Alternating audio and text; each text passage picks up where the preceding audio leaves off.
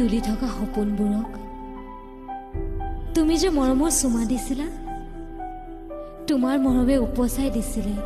মোৰ বুকুৰ সেউজীয়া সঁচাই জানা হয়তো তেতিয়াই তোমাৰ প্ৰেমত পৰিছিলোঁ তোমাৰ যে সেই ওঠৰ কলা তিলটি সদায় মোক জোকাই হাঁহি থাকে